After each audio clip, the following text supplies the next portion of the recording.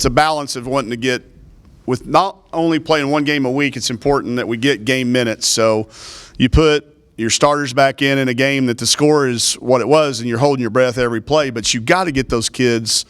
We can't continue to play those guys 12 to 15 minutes a night and expect them to be sharp come Saturday against Coach Foley and those guys. So it's a tribute to how well everybody is playing right now. Everybody you put in can score, and everybody you can put in is not turning it over, and everybody you can put in is spacing the floor and rebounding and defending. Our defense was as good as it's been all year long. The press bothered them, forced them into more turnovers than we're used to creating, and then we got out and scored in transition. So I thought for what we needed for today, build some momentum going into finals. We got some kids that really need to have a 99-39 win in the classroom this next week. So they can do that, and we can still practice a little bit, work on our skill, and be ready for Arkansas Little Rock on Saturday. I guess I'll start with one thing about Kiara getting some minutes. I mean, where is she at this point? She's not 100% ready. She could probably play. How many did she play? She probably played. That's probably about what we were hopeful of. She's had 2.5 full practices. Don't want to rush her back. There's no need, but I do want to get her lungs, go out there and get that first burn so you know you're not going to die the next time. And then the other thing that, we talked about this at the beginning of the year, I've always wanted to be able to play two post players together. And now that argument starts back up in Chantel's office tomorrow morning with her back, being able to play 8 to 10 minutes, as well as Aaron continues to play and Taylor continue to play. That's a discussion we're going to have. Well, and I'll go further there with the 2 games this week Aaron's had, so she's continuing to show growth. Yeah, and, she's got a knack for finding the ball around the basket to finish, rebounding it. And, the thing that she does is she can handle it in transition. She doesn't have to wait for the outlet. She made a couple of really nice decisions in transition today. So, not just for our immediate future, but for the distant future, it's really good to see her start to take some of those practice habits and turn them into game habits. And then we can work on the practice habits as we get older, too. I know you haven't looked at the tape, but the zone defense, Amber talked about, that was one positive that came out as you were able to work on zone. Yeah, sure. It was Coach Schaefer wanted to play as much zone as we could today. We didn't play hardly any against Tulsa for that reason. But to be able to extend it and press a little bit out of it and fall back to it, we felt like we were really doing a good job of putting them in positions where they weren't used to taking shots and sped them up a little bit as well. But it's going to be imperative that we be able to play some zone and to be able to get more and more usable film and rotate kids into different positions. It's big for us to be able to do in the game. Just where Destiny and Jalen Mason's situation, are they going to redshirt, or are you still hoping? Still don't know. Yeah, you don't ever want to make those decisions until they can at least play. Right now, neither one of them are capable of playing still.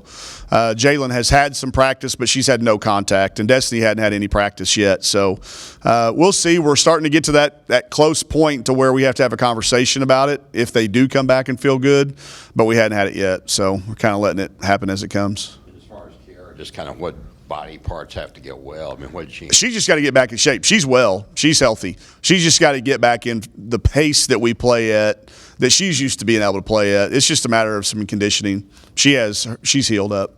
Also with Ramirez, how many points do you think she could have scored if you'd wanted her to today? School record, as many, because the corners were open. We kept finding her.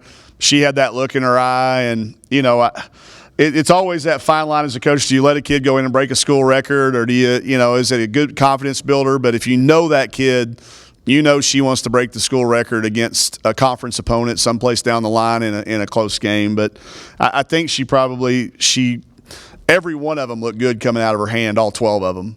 There'll be a night when she'll go Al Dillard on somebody and make 12 or 13 one night, and when we'll really, really need every single one of them. So the good thing about that is it continues to be somebody kind of a little bit different. I think we've had 4 different kids hit 5 threes this year in a game, which Mario, get ready. That's the next thing I'm going to start looking for.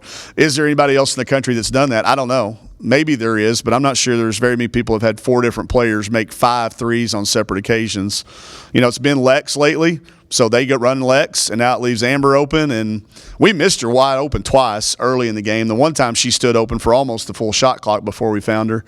But when she gets her feet set and she's confident, I'll take my chances on her making it, that's for sure.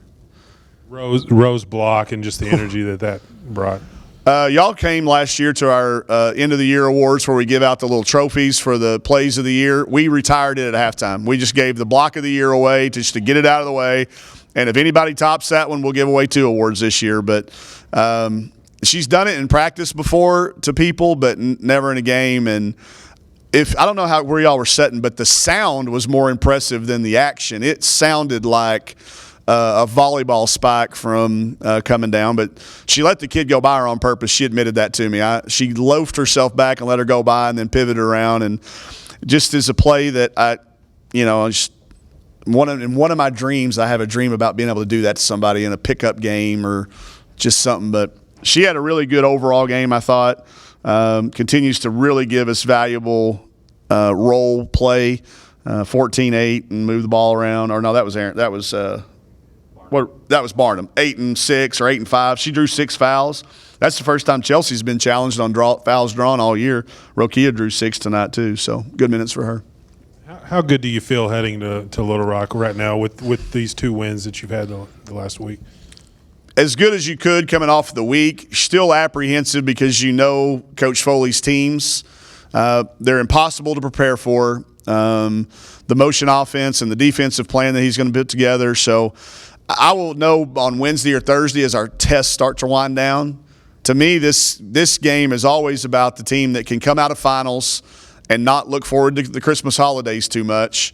Handle the emotion of the first time we've ever played and then go out there and play the game. But feel good that we got Kiera back. Feel good that our minutes have been spread out. And we should have our legs, and hopefully they'll go finish up strongly in the classroom, and we can be in a really good frame of mind before we get on the bus. I think we got bus loads full of people going down for the doubleheader. Should be a really good atmosphere in Little Rock. All good? All right. Thank y'all.